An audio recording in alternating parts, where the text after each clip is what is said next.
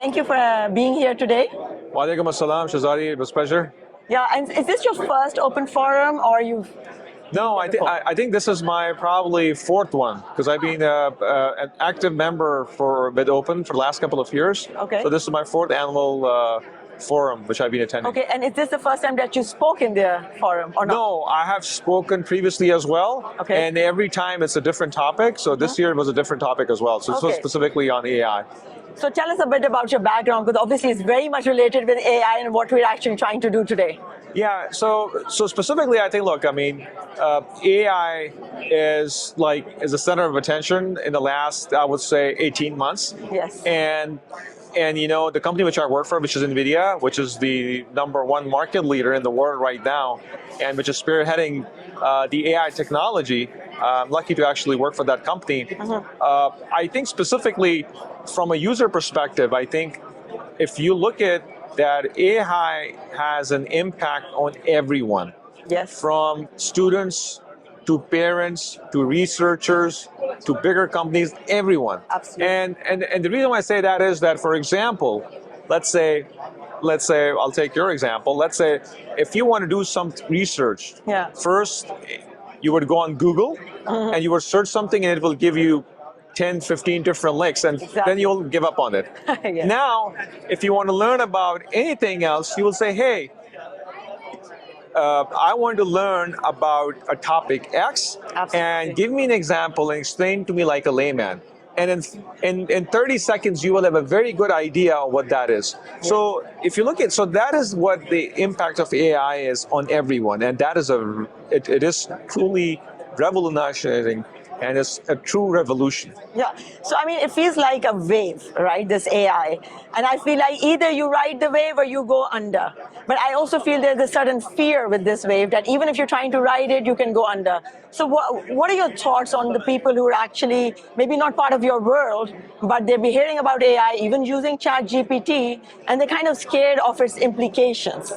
Look, specifically, it really goes back to that famous movie, Terminator 2, The Rise of the Machines, right? Yes. Back in 1991, that was one of my, that was my favorite movie, actually. Yes. At the end of the day, I think, you know, the industry leaders, like if you look at the industry leaders, like people like, I would say, Elon Musk, he is on record saying that we will have artificial general intelligence, like you know, the way human thinks, that capability in the next 5 years. Yes. So that means that a lot of things will be going in the automation side of the things, right? So a good example is, let's say, if you have a marketing company, you will have assistants and you will have people working for you. Yes. Now, what will happen is, already you don't have to rely on your team that much. All you can do is log on to the tool, and you would specifically need, let's say, information on branding or marketing. So your productivity and your efficiency goes higher. Yes. So that's what is happening right now. In the future, you might have a digital assistant. You might have, I have my digital assistant, Shahzadi, who knows everything, who knows about my schedule, who knows what my likes and dislikes are, who exactly knows. So maybe that if somebody needs to actually book an appointment, your digital assistant, you know, hooks up with that person or, you know, with that digital assistant and, you know, talk. You're right about the efficiency aspect of it. I totally agree. I'm using ChatGPT. I don't need a content writer anymore. However, the fear for the common man, how do you see that? So as you said, I'll have the digital assistant, but right now people are losing jobs because of it. So where do you see that? Or it's just a different skill set that people would need to acquire? Yeah, so I think, look, with every revolution, you know, there's displacement of jobs, but there's also actually, you know, more jobs are created, right? So I personally feel that I think the jobs which would be created in the future, or, you know, where the younger generation, where they should concentrate, is more on the compliance. And when I say compliance, is that, okay, you know, when models like ChatGPT or these Gen AI models are built where they have all the information, they should be checked for if they are biased. Yes. Okay? Exactly, Who would make sure that? A machine is not the ideal person. So there would be always human intervention required. And that is one area, the compliance piece, where there would be a lot of opportunities. And you will see a lot of new companies, working in that specific field. That's really that's exactly where I see that. Maybe from a marketing perspective, I'll give you an example. So let's say right now, let's say you are working on your marketing campaign. So let's say you get all your data, and it's through the Gen AI tools, which is a Chat GPT. Yes. But somebody might ask you, hey, Shahzadi, where did you get this data? Did you had consent from people or not? Yeah. Okay, so how do you make sure that that data is in compliance with the standards? Yeah. So somebody would say that, okay, you have this company X where X number of people are working, and their job is to make sure that the data is in compliance, and you're not stealing someone's data without their consent. Like, if you look at right now, Google, they already said that they will start actually generating, Gen AI images on the search engine, but there will be a watermark on the images, making sure that it's a Gen AI. So let's say you want to take a picture with Ronaldo. Yeah, sure. And it's generated with AI, but it will be a watermark at the bottom. Exactly. So that's fantastic, actually. So, because you've lived in Pakistan, obviously, and you've been here quite some time as well, and you worked always in the tech industry.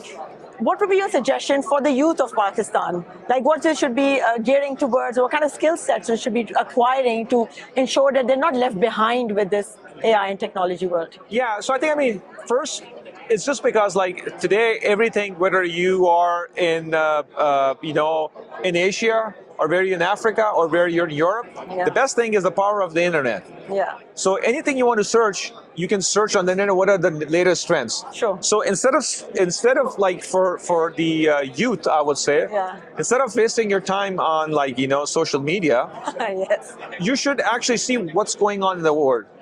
Like, for example, Gen AI, Chat GPT. Okay, what are the limitations of that? I'm sure there are limitations of that, right? It's just so new. Exactly. So try to see what are the limitations and try to work and try to study. I think Chat GPT even is one of the best tutors as well.